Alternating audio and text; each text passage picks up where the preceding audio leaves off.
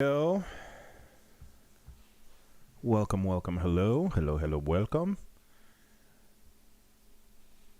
We are going to be, let's see.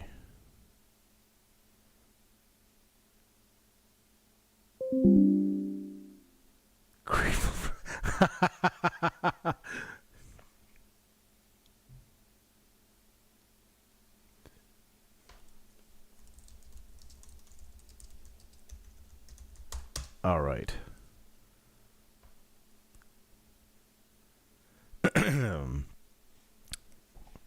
All right. Let's go ahead and do a little.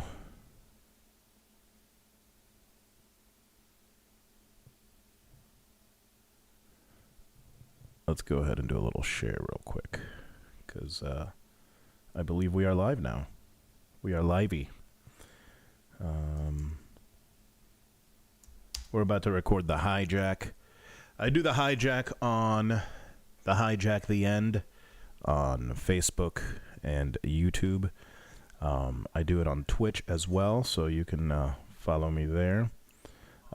If you want to be a part of the conversation, I record it right now on the DJ Zwane YouTube channel and the Hijack the End Twitch channel, mainly because it won't allow me to. I just started the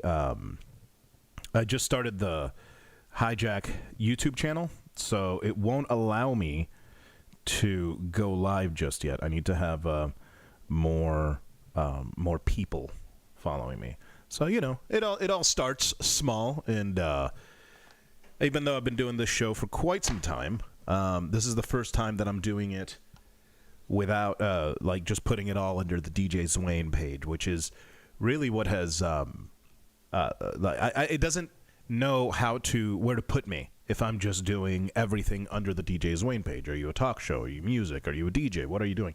So now we've started this the new channels, and that's what we're doing. But it's also being recorded, and you can get it on the end, the Hijack the End on YouTube and on Facebook when it's done being produced. So let's see here. Join the Convo. I'm just setting everything up, and then I'm going to actually start the show with the intro and everything, so that I can, so that all I have to do is chop up the show one side and the other, if that makes any sense. Just the beginning and the end of the program. So it looks like we are almost ready to rock. Let me make sure this did what it was supposed to do. We'll go ahead and screw it. Let's pin that post, and we will unpin the other post. Yeah, whatever. That works. All right. Notes are here. Let's make sure the notes are where they need to be. That needs to be here.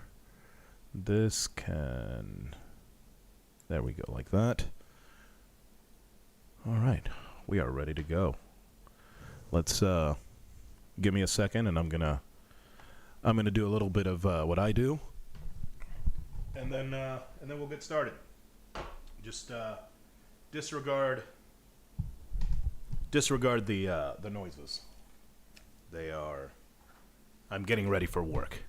Is basically what's happening here. Why is this not? Ah, there it is. Okay, perfect. Let's go ahead and.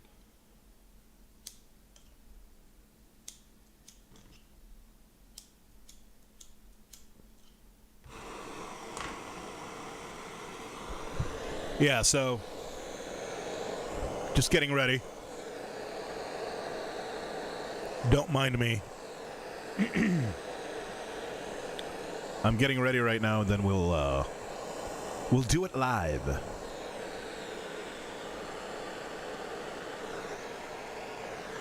You can be a part of the conversation.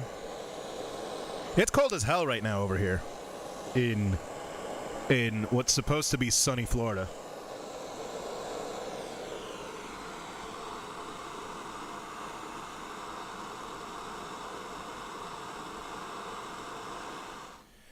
All right. Oh, I'm also going to be doing probably a DJ set a little bit later on my DJ Zwane channel.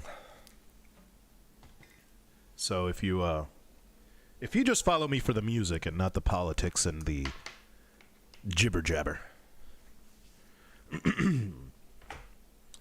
Yeah, so let's see here. And while that's happening, let's do this. Count it down, baby. Let's go.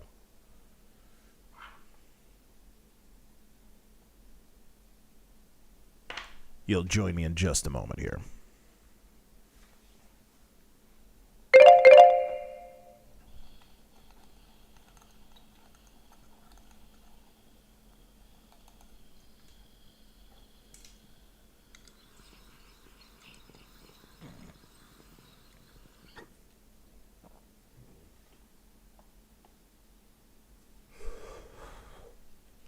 Just taking a little medicine. All right, here we go.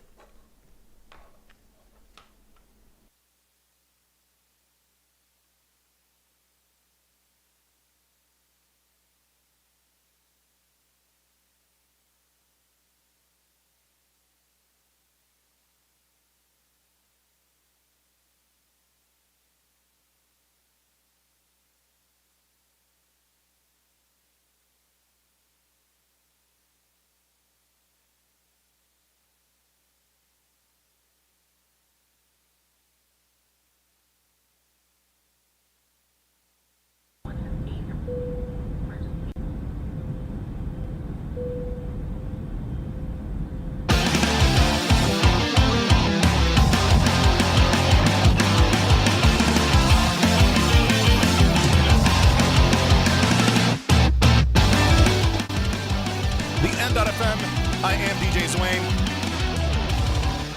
And this is the Hijack. Thanks for hanging out. Doing it on a brand newish. It's a few months old now. But we're doing it differently because I had to switch up how I podcasted, broadcasted, etc. Putting everything into my own DJ Zwane channel to having its own separate channels for their own separate topics and types of shows. So now, if you like the talk radio stuff that I do, the podcast stuff that I do, rather, you can go to the Hijack the End, or you can go to Irreverent the End. And soon enough, I'll put that all back on the End FM here shortly. It's just been a real hectic couple months here.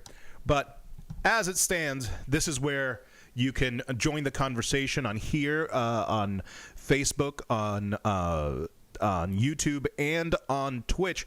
If you are listening to me on my YouTube channel, the DJ Zwane YouTube channel, this live stream of the Hijack is only temporary here until I gain the followers that I need to do the YouTube thing, to do it on the YouTube Hijack channel. It's basically the only reason I'm doing it that way is because it's for the best. So make sure to follow me on the Hijack the End on YouTube. That would be solid. That would be awesome. So thank you for doing that. If you do, if you don't, then you clearly just don't like me, and that's fine. Not everybody has to like me. Not everybody has to like me. I'll tell you this, though. Something I don't like. You see that? Transition, baby. That's what we in the business call a transition. So one thing I don't like right now is the cold snap going. Now, don't get me wrong.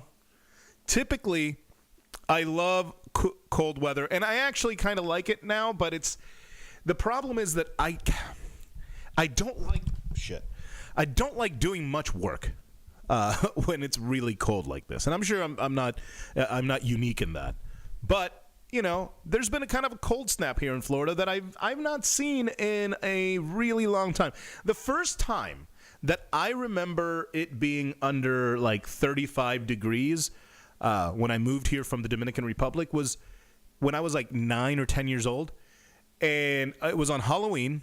And the reason I remember it is because I decided that I wanted to be a werewolf for Halloween. and it was like 32 degrees. So that was poorly planned by a 10-year-old. And my parents are immigrants, so they were just like, yeah, man, whatever. Just don't kill yourself and don't do something stupid, which is a tall order for a 10-year-old. So anyway, all that to say, we had the most extreme weather that we've had in a very long time.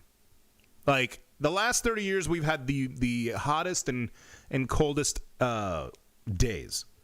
So, like, it's kind of like the world. It's kind of like Earth is telling us that something's not right. Some things are a little off. Hold on a second.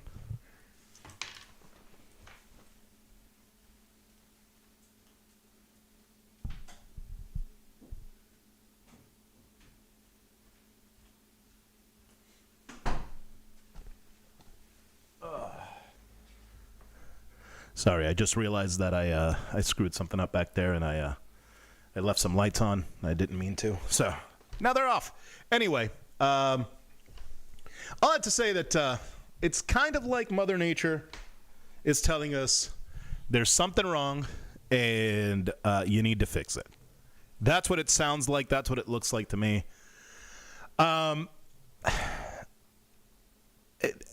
This next administration is very anti-science in a lot of ways. In most of the relevant ways, they are anti-science. And with that, we need to be much more vigilant about making sure that we educate ourselves. And honestly, vet your doctor. We're about to get one of the over 100 executive orders that Cheeto Mussolini decided to sign yesterday in front of a crowd. Like, this guy wants to be. I agree with Colbert. He wants to be a TV personality so bad, dude. You did it. You did it already.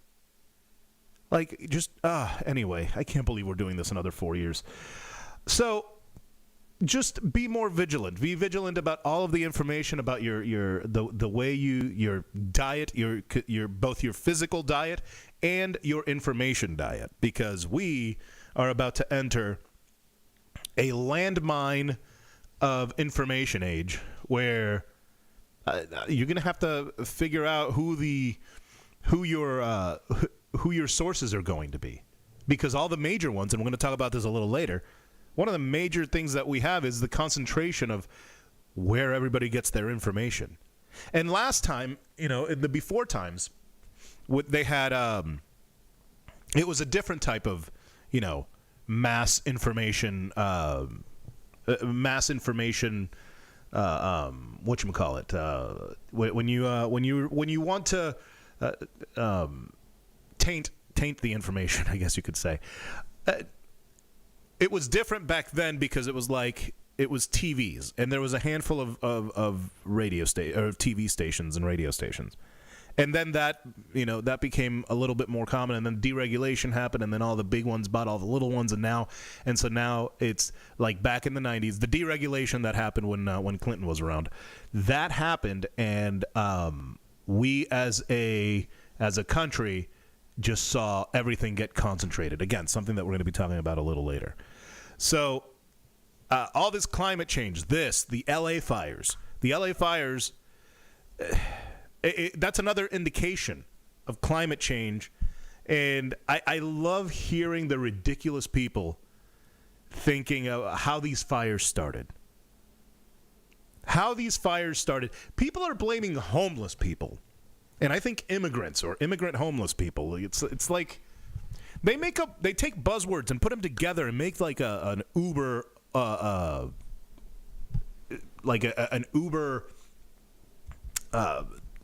word to describe a scarier thing to them. To them, the scariest thing is a homeless immigrant.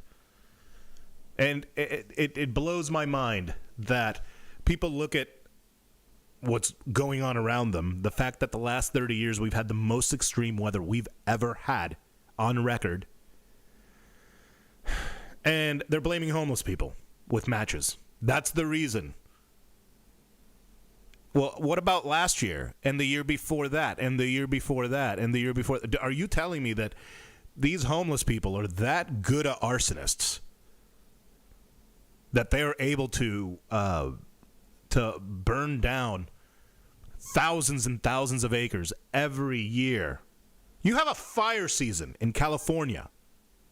How about the hurricanes? Are the hurricanes that's clearly the immigrants' fault because the hurricane comes from, out of town. So it's clearly the immigrants' fault. That's easy to blame the immigrants on. But, like, homeless people in matches? Like, okay, was there a homeless person out there going, screw you rich people? Sure, probably. Is he the reason that we have such a bad situation when it comes to fires, that there's a fire season?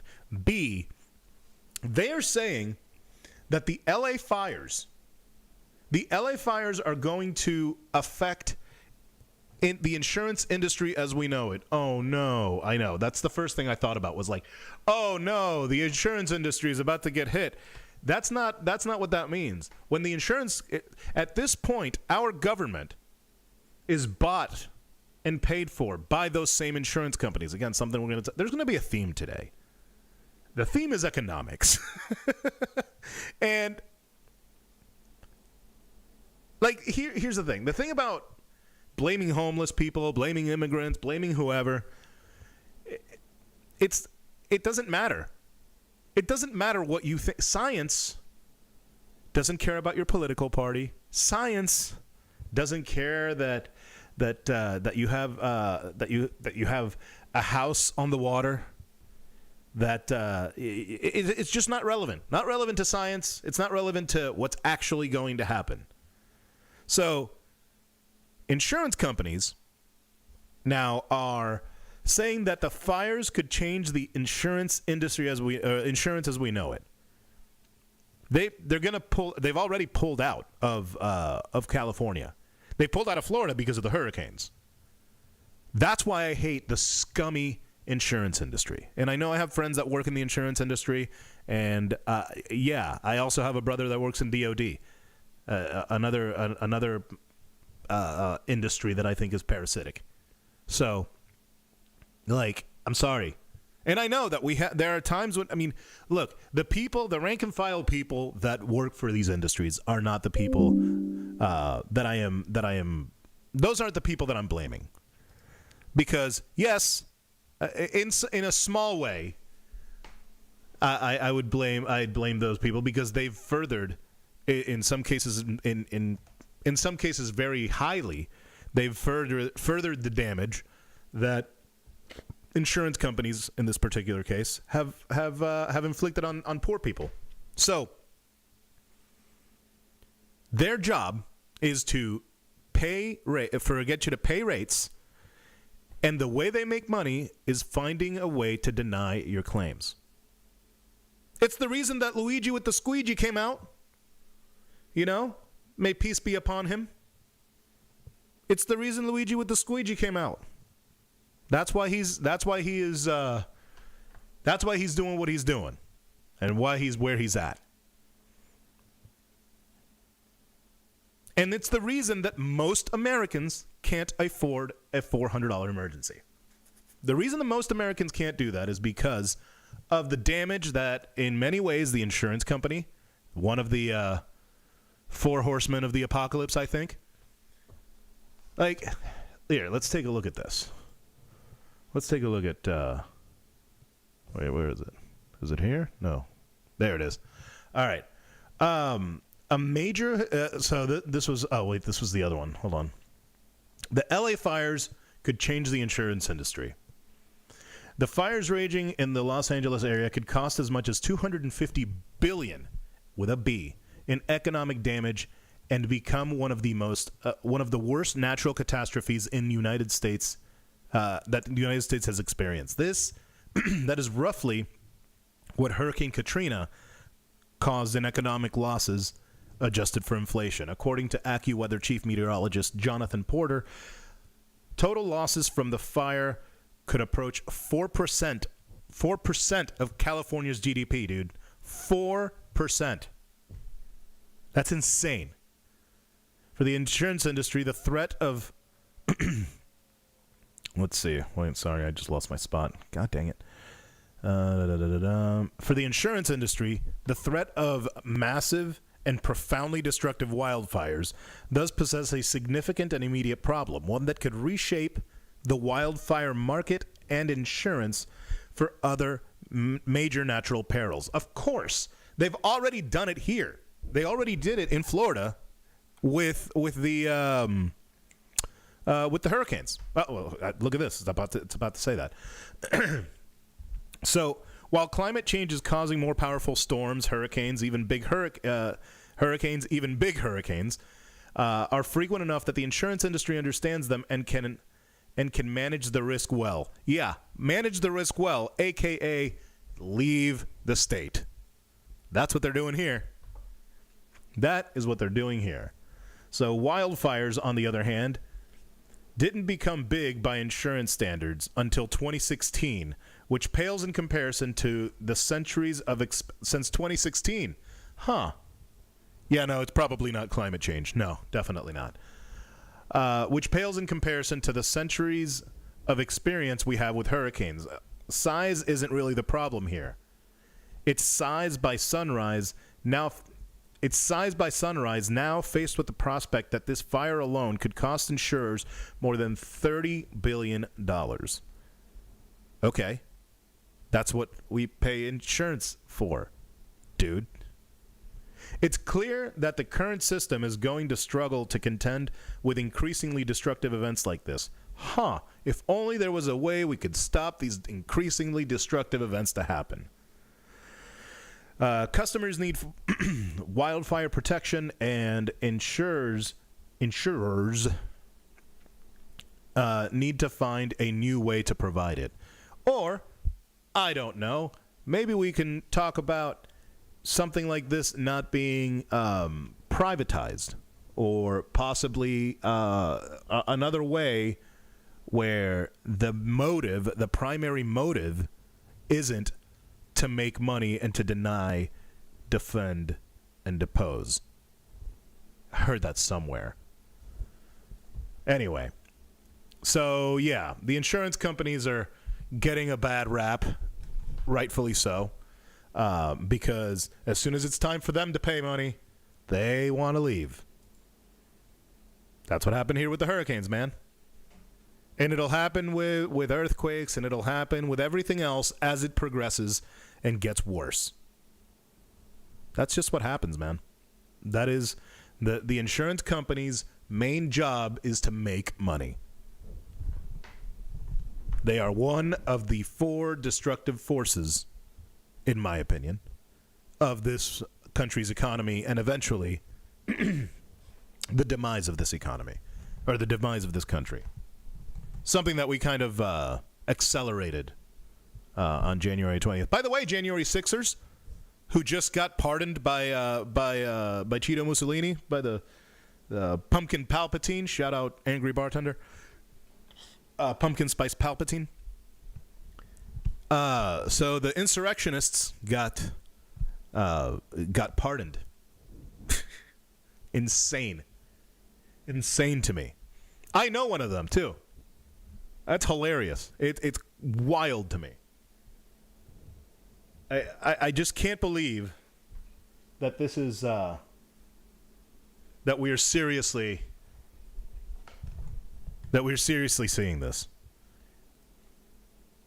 Which, let me tell you, that's not even the scariest part, at least for me, for somebody like me, you know, because the executive orders that Cheeto Mussolini was just signing, a couple of them affect me specifically.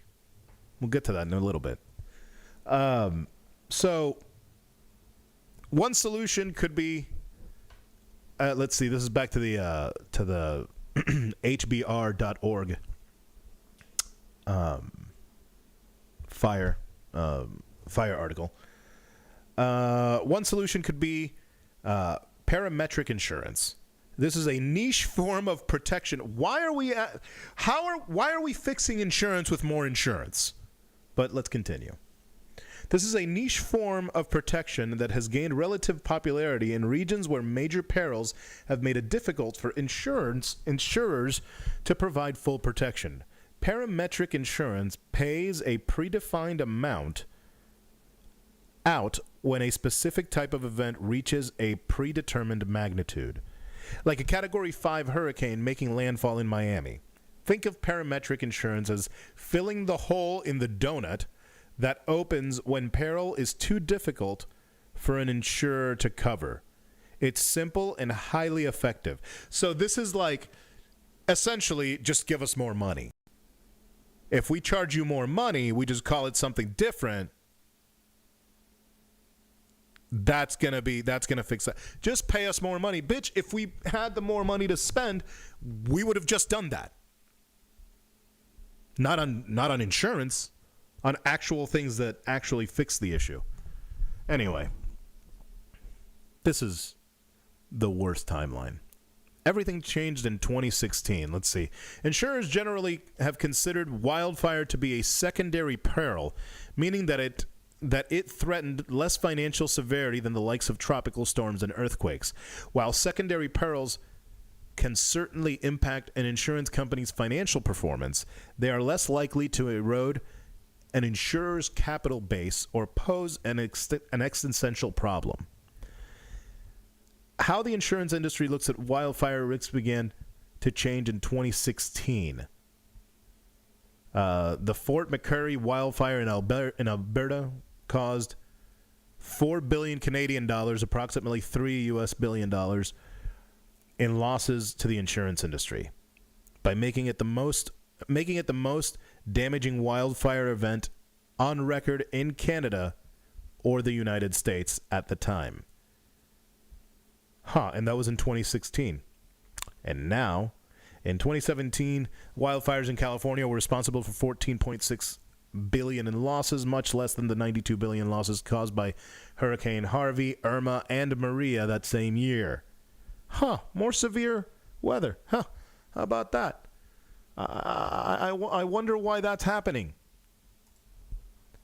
I wonder why. Could somebody tell me why that is happening? I'd love to know. My God.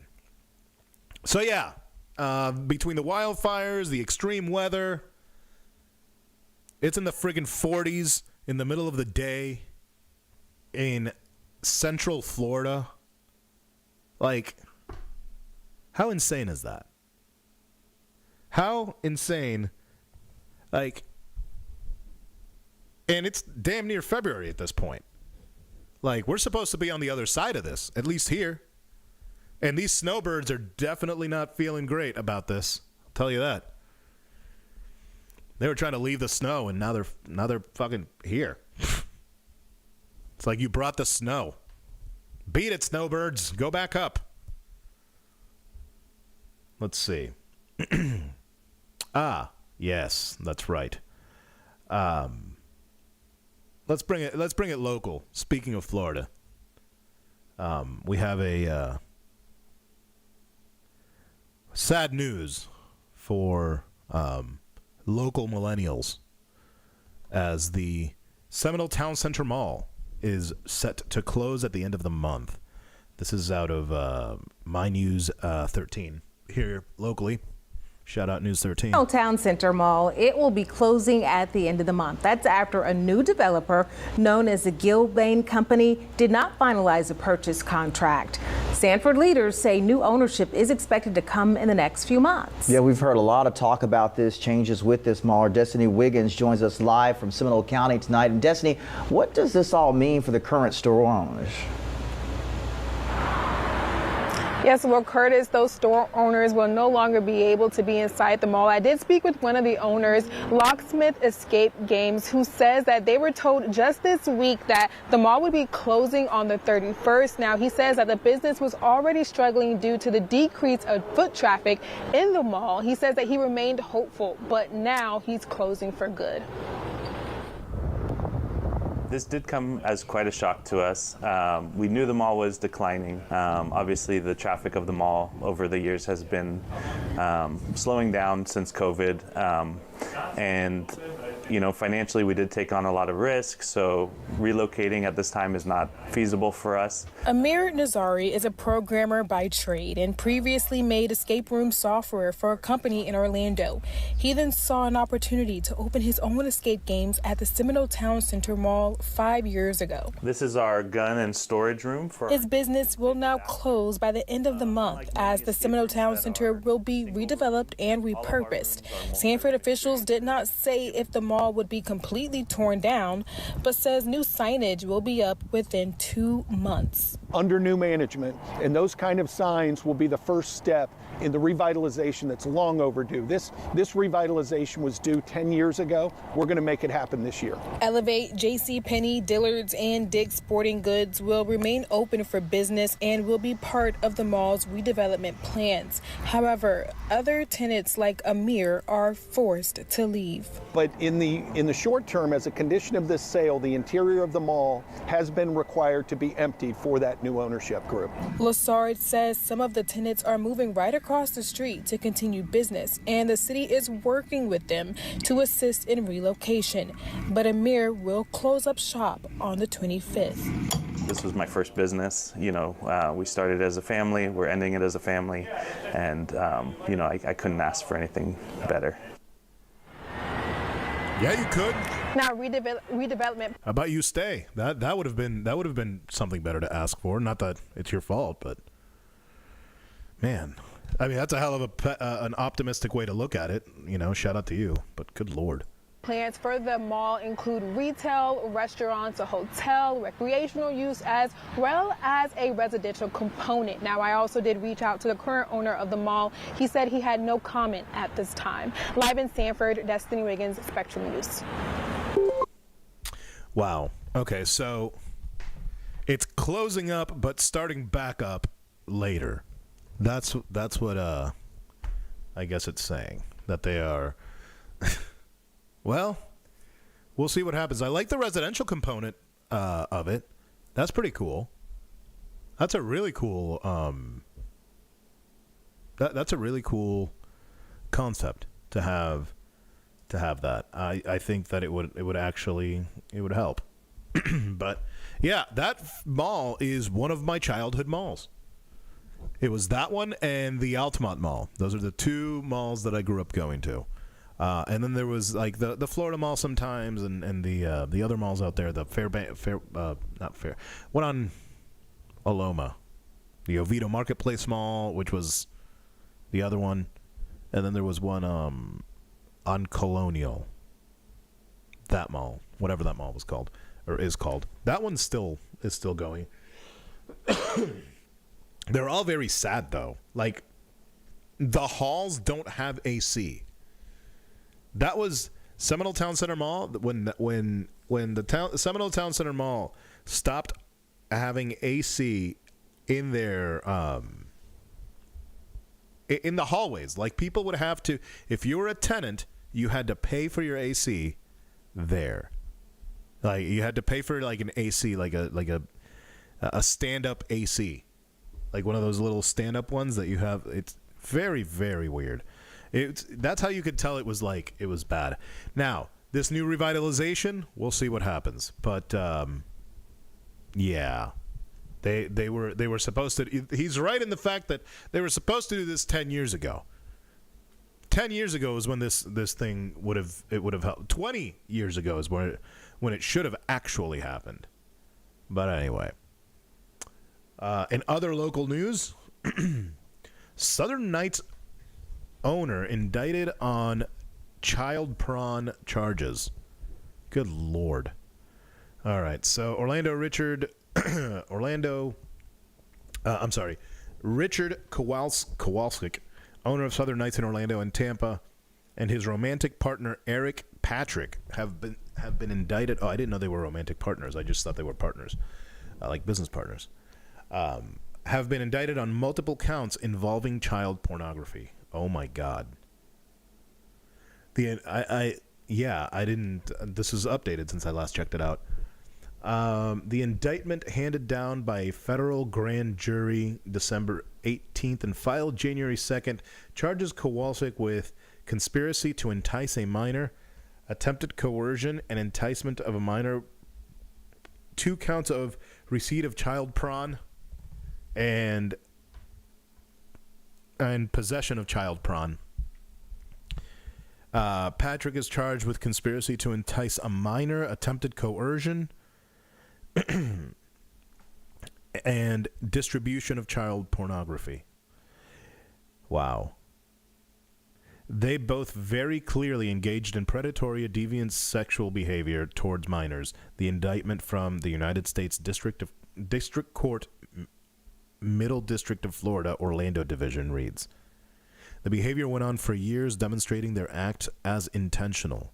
According to the indictment, Kowalczyk was engaging in graphic exchanges in the messenger platform Telegram. What are people going to understand that just putting it on Telegram isn't going to help you?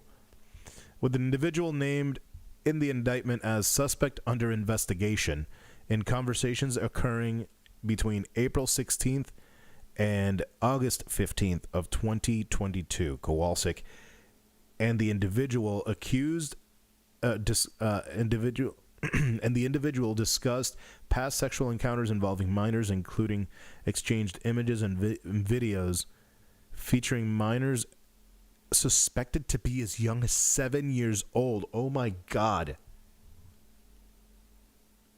The investigation led law enforcement to seize Kowalczyk's iPhone on February 8th, the same day as a search warrant was executed at Kowalczyk's Orlando residence where he resides with Patrick.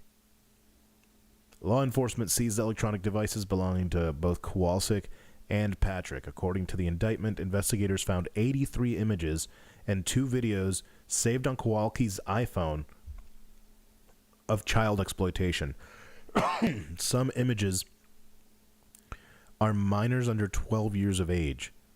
Jesus Christ, dude. Further search of Kowalczyk's electronic devices. This is out of Watermark Online, which is an LGBT news source. In these conversations, oh my God, dude, this is awful. And what's worse about this, the worst part about this is that, like, this is the kind of stuff that these Bible thumpers and that kind of thing. Those are that's the type of accusation that they love to bring up. So be on the lookout for that. I'm waiting already for the bigots, the spiritual bigots, I guess you could call them if you want to call them that. I think that there is a way to flip this, and especially in this climate. So we need to be really careful about that, because these scumbags, decided to do something that, ironically enough, the Catholic Church has been really guilty of for a long time. And I just want to see the same. I want the same energy of disgust on everybody that does this kind of stuff, regardless of what your spiritual beliefs are or not, or your sexual orientation. This is absolutely disgusting. So I think that there is such a desire to victimize or to demonize the LGBTQ community in religious circles when they're guilty of stuff like this. But these scumbags and anybody else that does this kind of stuff should have the life that they deserve. Let's just put it that way. That's the only thing that I'm able to say without getting into probably trouble. But all that to say, that's infuriating. It's disgusting. It's sad. But I did see that the club is now they were bought out. So the scumbags were bought out. So the club is not owned in any way by Kowalczyk or his romantic partner. So you can rest assured that you can keep patronizing Southern Nights and District Bar and all of their sister bars. I think they have 2 sister bars. So they are no longer involved in those endeavors. So you should be fine with that. You should be fine to patronize those spots. But, here's the problem. There is a lot of this type of stuff happening. There's a combination of things between this type of stuff where people are accused and are guilty of doing just horrendous stuff. And I'm saying they're innocent until proven guilty. I get that. But at this point, the evidence is pretty friggin' overwhelming. So, so there's that. There's this influx of people doing or getting caught. I'm sure they were doing it for years, but getting caught doing awful shit. And unfortunately, I've seen this happen more than once. Just in the last few weeks, where people are, in this case, criminally called out for what they've done. And it is. The other thing is that the other problem is that you also have concentration of businesses. So between that and between those two things, you have just a diminishing of places, a diminishing of people, music. Shit. How many times have I've taken out Kanye, I've taken out R. Kelly, I've taken out P. Diddy, I've taken out how many more people? I don't think I play Chris Brown. Also, he hasn't come out with anything worthwhile in a while. But all of this stuff is between the people being canceled and big companies buying everything. We have it's a concentration of businesses, and it's all just the same shit. And most people don't understand how incredibly concentrated everything is. So we're going to look at a video that I found very interesting, because here's the thing.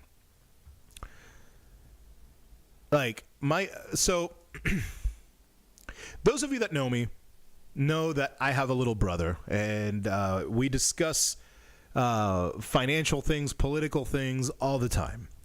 And to give you context, he and I are pretty different. He is a career Navy CB who turned recruiter, who loves the Navy and the military. He falls on the conservative side of the spectrum, whereas I'd left that side many years ago. About 14 years ago was when I left the right, I guess you could say. My brother, being surrounded by not just, military, but conservatives for most of his life, including insurrectionists. So, as you can imagine, my anarcho-communist views are scary and in some cases dumb to him. But when I break it down and say things like, so I think we should have universal health care. And he says, yeah, but people need to be educated about how to eat healthy, and then we can give them health care. Now, this is obviously coming from a place of never having to deal with what most Americans have to deal with on a daily basis. Meaning, our income doesn't come from... our income doesn't, raise with inflation like it does in the military. Our jobs aren't funded by such a lackadaisical department that they can't even pass an audit while still getting more money every year. And the reality is that many people that are in my brother's boat, either via the military, inheritance, generational wealth, etc., those people don't know what it's like to have And it's not a knock on them, and it's not like hating on them. It is just something. It's like I don't know what it's like to get bombs lobbed at me. I don't. I went to a military school. It was very safe. I learned how to work with guns, and I was in 6th grade and 7th grade, and that was it. Nobody threw bombs at me. Nobody did anything. My brother has had that happen to him, and he's done a lot of. He's always had good intentions with everything. I never question whether or not his intentions are good, because I always believe, unless he and I are arguing, I believe his actions are all in good faith, or they attempt to be in good faith. And because of that, he's also a very much pick yourself up by your bootstraps type person, even though that is a physical impossibility. You can't pick yourself up by your bootstraps if you are wearing the boots. It is you can't do that. So, but his response, his automatic response is these people.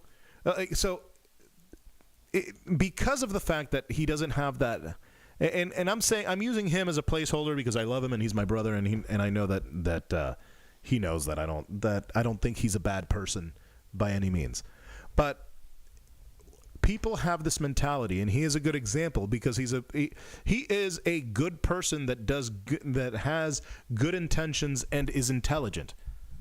So he at least has the ability to understand some of what we talk about when it comes to the plight of people because of the wealthy. But he underestimates the effect that the wealthy have on the poor. And as a result, when I say something like that, and I say, hey, most people can't afford a $400 emergency, people will say something like, people like him will say something to the effect of, it's because most of them are irresponsible. Well, no, that doesn't make any sense. That doesn't make any sense.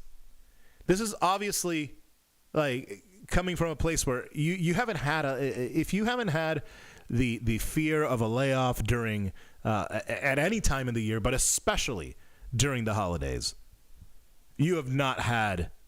That is a level of anxiety that I don't wish on anybody. And when I say something like, "Do you think we should have universal health care?" he'll say, "People need to be educated." Yeah, they need to be educated, but they also need to be given the thing. Like you need to start from a healthy point. Financially, physically, etc. That's just what you do. Like you start from there and then you're like, okay, don't fuck it up, and this is how you don't fuck it up. We're going to teach you how to make it work. But we don't have that. And the arguments from the more conservative types like him is that, well, we need to have that in education, in the educational system. And I agree with you. I don't need to know what the Pythagorean theorem is before I know how to do my taxes, or how credit works, or how to buy a house, or what a mortgage rate is, or what an APR is.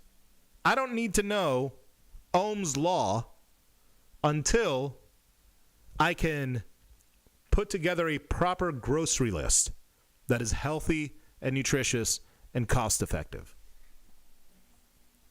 Then you can teach me about then you can teach me about Pythagorean's theorem. Then you can teach me about how how current works and how resistance works. So, in that regard, we agree. But what I disagree with is that they have to learn it before they get it, because that's not how it works. You have to when you have a level of cortisol in your brain that like makes you erratic and makes you crazy and makes you make bad decisions because you're anxious. Anxiety creates cortisol in your brain, which lowers your IQ. It literally lowers your IQ. You perform worse when you're like that. And so you need to eliminate that. You need to eliminate the fear of having to be homeless. Do you have any idea the number of people that I've spoken to that would go out and get their own, do their own business and ditch their 9-to-5er, but they can't because somehow, for some stupid reason, our healthcare in this country is associated or is attached to our jobs for some stupid reason? Like, the amount of explanation that you need to give to a European or somebody that in another developed nation, any other developed nation, that has free healthcare because they're not spending all of it on bombs to blow up brown people on the other side of the world. By the way, temporary ceasefire happened, and already Pumpkin Spice Palpatine said that he doesn't believe that the ceasefire will hold up. You have any idea how infuriating it is to have your freedom dangled? I don't know, but I can only imagine it is infinitely more infuriating than the way corporations run this country. That's what I can think. That's what I think. Like, the people that have the means to live a comfortable life and are still living paycheck to paycheck because of their own doing is based, and I'm saying this based on a conversation that I had with my brother, but I would say something like less than 5% of the people that are suffering are doing it completely from their own, out of their own volition. And I know people like that. I know people that have way much money and they're still living paycheck to paycheck, still late on everything, still doing that, but that is not even close to the majority of people. The majority of people cannot survive, cannot afford a $400 emergency. So this is actually a video that I sent my brother because of the fact that it's an interesting take on this whole on why things are so concentrated. But before I do, I'm going to ask you a question. Most people can't afford a $400 emergency. So who, in your opinion, bears most of the blame for the most part? The majority of people. Is it the financial industry, which controls healthcare, housing, the economy, wages? They buy elections. They write laws and in the expense of us, of people, of the poor? Is it the educational system for not teaching children about financial literacy? Is it the individual? Is it their own fault they can't afford it, even though they were set up to fail? What is the percentage? That's my question to you. What is the percentage? What's the percentage of blame here? Who's to blame? Let's check this video out. This might come as a shock to you, but big companies are getting bigger. Rich people are getting richer, and vital resources like housing, business equity, food, and even water are now owned by a smaller share of people than ever before. Groundbreaking journalism, I know. Yeah. But what most people don't realize is just how concentrated this has really become. Private equity now controls as much as 20% of the entire U.S. economy. 20% of the U.S. economy is owned by private equity, is controlled by private equity. But please tell me that the reason that most people can't afford a $400 emergency is their own fault. It's only their own fault. It's the majority their own fault. Top index funds now owns 20 to 30% of all major companies listed in America, and even good old-fashioned fraud is getting bigger and more concentrated. And who can blame them? Economies of scale have encouraged businesses to scale markets, responded to too big to fail by becoming too big to fail. But what does this actually mean for regular people? There is the moral argument that so many resources being controlled by such a small few is, unfair. But let's be honest, you've already made up your mind on that, and no YouTube video is going to change it one way or the other. Instead, what actually matters here is how much further this can go, and what happens to markets when these people have nobody left to sell to but themselves. The last quarter, you were able to buy, looks like a little bit more than 1,500 homes for $656 million. These investment companies, they want to make money. That's what they're there for. Outrageous is your tax dollars are helping Wall Street buy up single-family homes. You're subsidizing Wall Street. Water Asset Management is a Wall Street investment firm with offices inside this building in New York City. That as water becomes scarce, Wall Street sees profits. Elon Musk, the world's richest person, is now the first person to have a net worth surpassing $400 billion. Private equity has become the boogeyman of Water has got Wall Street's greedy hands in them. Even friggin' water. Nestle, the guy from Nestle, the CEO, doesn't think that water should be a human right. The CEO of Nestle doesn't think water should be a human right. Yeah. It's not all CEOs. Not all CEOs are in danger. Not all CEOs should feel in danger. Just the ones that exploit the poor. And natural resources, obviously. Finance, just like hedge funds were in the 2010s, and sometimes for a good reason. Average people have been told to hate them. Insufferable Wharton grads want to intern with them, and the industry is making more billionaires than oil, real estate, and even technology. The question is, are they creating value or just extracting it? These alternative investments used to be exactly that, alternatives. But the private equity market has changed in just the last 15 years from a small niche that was popular with a select few families to one of the biggest asset holders in the world. Because private equity is private, it can be hard to accurately estimate just how much capital is controlled by these firms. But a report published by the management consulting firm McKinsey & Company estimated that it was over $13 trillion as of June of last year. Given general market conditions and fundraising, it's likely to be even higher now. Now, there is nothing actually that special about private equity. It really just means any investment made into a business or security that is not listed on public markets. So if you invest $1,000 in your brother's farmer's market stall, you are technically a private equity investor. So, make sure to slap it on the LinkedIn profile. So the reason that private equity got so big so quickly has nothing to do with it being an amazing investment or anything silly like that. It's purely the result of a financial system that has become too concentrated. The American economy, finance, and business activity are all much bigger than they were in the 1990s, but the number of publicly listed companies has actually gone way down since then. In fact, it's almost halved in the same time the economy has tripled in size. I want you to think about that for a second. The economy has tripled in size, and the number of companies have halved. How is that? Number one, that's not sustainable, but how does that not sound off any bells?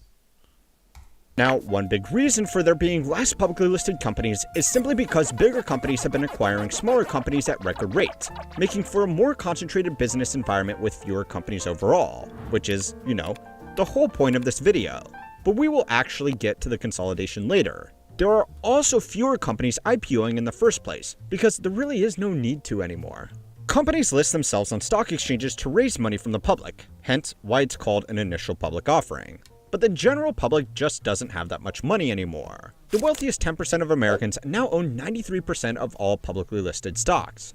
The vast majority of capital flowing into public stock markets comes from people or institutions that are rich enough to invest in private equity, so the regulatory and reporting burden of being a public company just simply isn't worth it to get access to 90% of people who all collectively own just 7% of the market.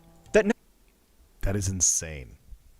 93% of stock ownership is largely held through retirement accounts, which are handled by funds which can invest into private equity as well. So for most companies, it just doesn't make sense to go public anymore. Now, alright, so what? People have slightly fewer options to ape their life savings into on Robinhood. Well, apart from that, this trend, which has only really been going on for 15 years at this point, is really causing a lot of problems, and costing you a lot more than you realize. The first issue that doesn't get nearly enough attention is how they have created micro-monopolies. When you think of monopolies, you are probably going to think of giant companies that own entire markets everywhere across the world. Like, well, you know, YouTube. But a much more common type of monopoly has started to become a bigger problem. These are small, local monopolies. One of the hottest new private equity investments has become youth sports leagues. Little League is a great investment because firms can buy up all the sports in a local area and create a monopoly on competitive team activities. And nobody wants to be the parent that denies their child the opportunity to go and touch grass with their friends. I remember Lake Mary Rams football here, when I was a kid, cost $100 to be a part of it, and I thought that was a lot of money. This was 1991. I wonder how much it costs now. My little brother probably knows because he played football. But I thought $100 was so much money. And I would rather spend it on like a guitar or something like that, which the guitar that I got, I think, was like $250 or something. But according to a report by the Aspen Institute, these local leagues are collectively a $30 billion industry, and they are becoming more expensive as they are consolidated by private equity firms. Now, this is just one particularly scummy Institute. These local leagues are collectively a $30 billion industry, and they are becoming more. For the Village's owners, it is a booming business, but the registration fee is just under $1,300 per player? Holy crap. Before selling a single milkshake for $10, hot dog for $7, or engraved baseball for $25. What is happening? More expensive as they are consolidated by private equity firms. Now, this is just one particularly scummy example, but creating local monopolies is just a good business strategy. It's not technically legal, but the Federal Trade Commission just doesn't have the manpower to identify and enforce these thousands of local issues when they don't even really have the resources to go after the most obvious monopoly. And in these next 4 years, the one person, the FCC chair that we had, that was actually out doing stuff and cracking down is obviously being replaced now, actually, probably now she's being replaced. And that is, that's going to suck. What was her name? Anna something or another? No. These subtle consolidations have changed how and where we spend our money, but it has had a much more serious impact on how we earn our money. So it's time to learn how money works to find out if it's possible to reverse the concentration of everything. This week's video is sponsored by opening a full inventory in a firm. Another major really hard to see what is actually happening. Red line with ease. Investment firms is that it makes it really hard to see what is actually happening in our own economy. Public companies have to release regular financial statements, and their market value is updated every microsecond as their stock is traded. As more of the market is held by a smaller group of investment firms, it gets harder to tell how these businesses are performing and how they are being run. John Coates, a professor of law and economics at Harvard, recently released a book called The Problem of 12, When a Few Financial Institutions Control Everything, which addressed exactly this problem. Specifically, he mentions that pension funds have found private equity very attractive, and since most pension funds are investing on behalf of regular people, it can be very difficult for those people to see how their money is being used since there are two financial institutions between them and the business they are actually investing in. Coates also speaks about the concentration of capital in index funds like Vanguard, BlackRock, and State Street. He doesn't highlight the usual criticism like Larry Fink being a lizard man that secretly controls the global economy. But he does raise the issue that the way these financial products invest money makes normal price discovery much harder and also incentivizes getting more concentrated. Something like Vanguard's VOO ETF just mindlessly takes investor money and puts it directly into the weighted average of the 505 stocks that make up the S&P 500. And yes, there are actually 505 in the S&P 500. That's interesting. 5 stocks in the S&P 500 because some companies list Class A and B shares. Finance bros aren't very good at naming things. This means that a large share of investors are just investing in whatever has the most investors, which has just helped contribute to immense valuations of companies at the top of the market. The amount of investment capital concentrated through these investment managers means that they now have significant influence over company shareholder votes, and new products like ESG or green ETFs can have more influence over board decisions than they really should have. There will be a link in the description below to that book if you are interested in reading the whole thing. though you should know it was written for MBA students at Harvard, so it is a little bit dense. He also gave a half-hour interview just last month available here on YouTube, which is also worth checking out. Another big problem is corporate debt. Most of the biggest private equity firms in the world use what's called this right here. This part here reminds me of a scene in Goodfellas, and I will play it after this. A leveraged buyout. This is where they will buy a whole lot of companies, get those companies to take out big loans, and then use the borrowed money to pay themselves back so that they can go and buy even more companies. This normally involves a lot of cost cutting in the business so they can make their repayments. But on a wider scale, it's contributed to the record levels of corporate debt that we have in America today, which as a percent of GDP was only higher during the first wave of PPP loans, and just after the global financial crisis. Businesses always want to get more concentrated. It's the natural order that big businesses will acquire little businesses or put them out of work. So this is, this is what that reminds me of. Tell me how this is different than what these firms are doing. Now the guy's got Paulie as a partner. Any problems, he goes to Paulie. Trouble with the bill, he can go to Paulie. Trouble with the cops, deliveries, Tommy, he can call Paulie. But now the guy's got to come up with Paulie's money every week, no matter what. Business bad? Fuck you, pay me. Oh, you had a fire? Fuck you, pay me. Place got hit by lightning, huh? Fuck you, pay me. What if I get one of those TVs? Nah, I'll be stuck with them breaking it. Also, Paulie could do anything, especially run up bills on the joint's credit. And why not? Nobody's gonna pay for it anyway. And as soon as the deliveries are made in the front door, you move the stuff out the back and sell it at a discount. You take a $200 case of booze and you sell it for $100. Doesn't matter, it's all profit. And then finally, when there's nothing left, fucking shame. and you can't borrow another buck from the bank or buy another case of booze, you bust the joint out. You light a match. Any help reaching anything? You look like you're decorating a Christmas tree, you fucking prick. You don't know what you're doing. And that's it. From 5 towns.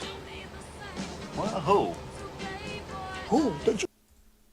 To put it simply, Amaranth is a woman. So that is what that reminds me of. Rise of private equity, the proliferation of passive index funds, low interest rates, and the flaccid approach of regulators has only made this natural process much faster. But this still isn't the worst part. Corporate concentration has made finding competitive job opportunities extremely difficult, especially for people in smaller communities that have had local businesses quietly rolled up by large investment funds.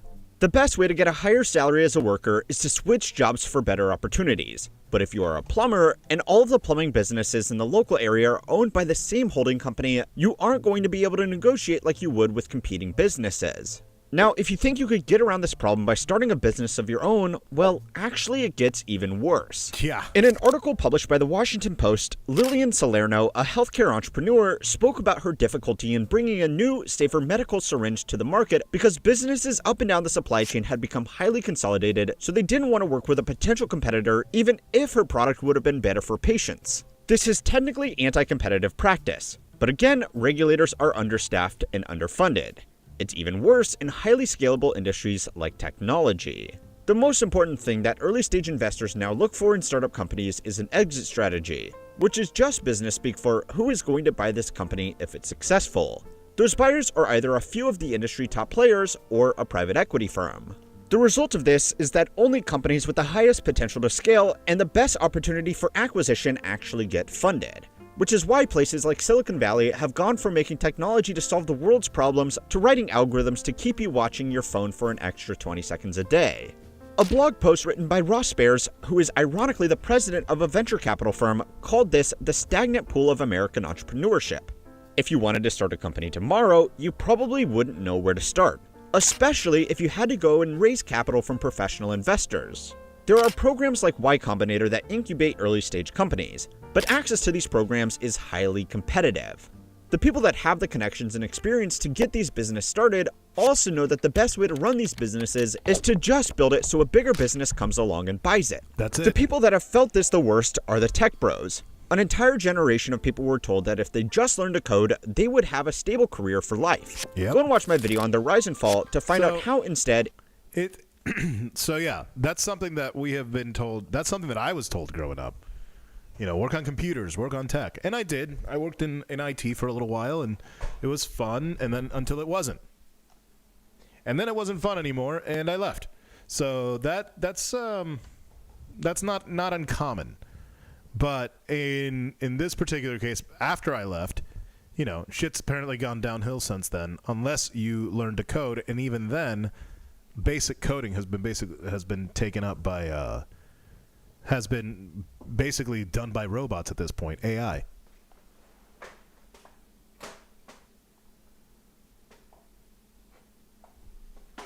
So yeah, at the end of the day, all of this concentration and all of this stuff it comes from the private equity and the finance bros and ultimately the tech bros too. The tech bros are in some ways guilty as well, but the tech bros wouldn't be that way if the finance bros didn't poison the well with look at how much money you can make, and then these nerds decided to get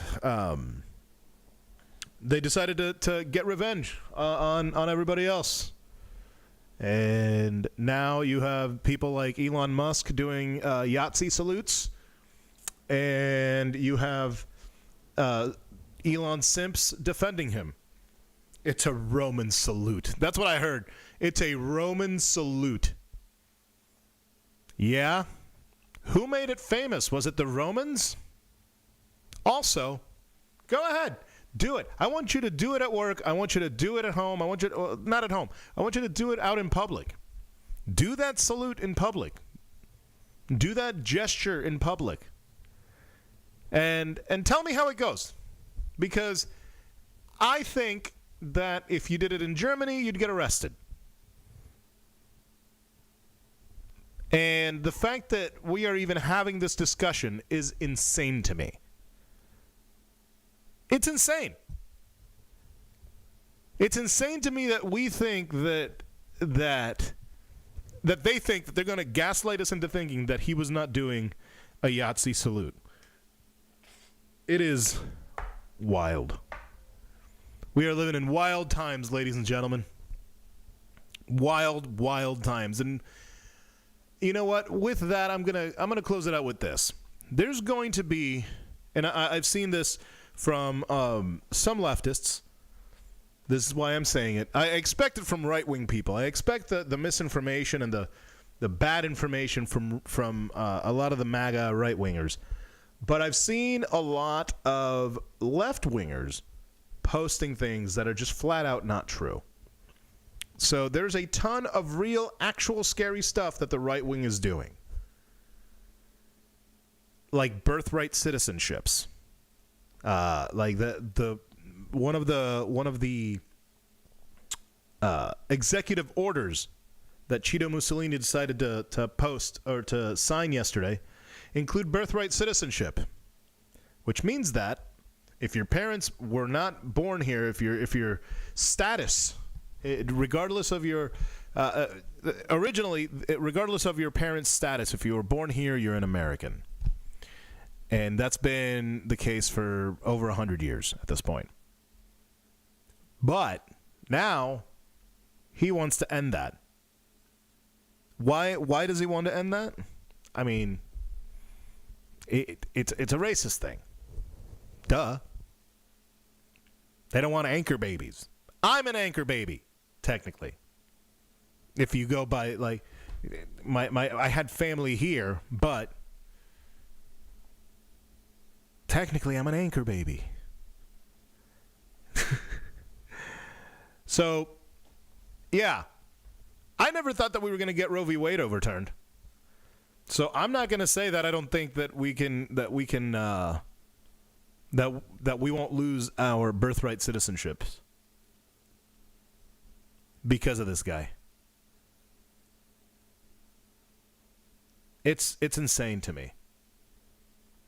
Like the fact that people that pay, if you made under $500,000, if you are a woman, if you are a minority, if you are a marginalized group in any way, shape, or form, and you voted for this man, you voted against your interests. You played yourself. Don't know what to tell you. So, I'm going to close it out with that. My name is DJ Zwane. You can find me anywhere on social media. at DJ ZOUAIN. You can find me on YouTube, on Twitch, on Facebook. You can also follow the Hijack the End on YouTube, on Twitch, on Facebook, and you can follow Irreverent the End on YouTube, Twitch, and Facebook as well. You can follow me at DJ ZOUAIN everywhere. And yeah, I'm going to catch you next time. Peace.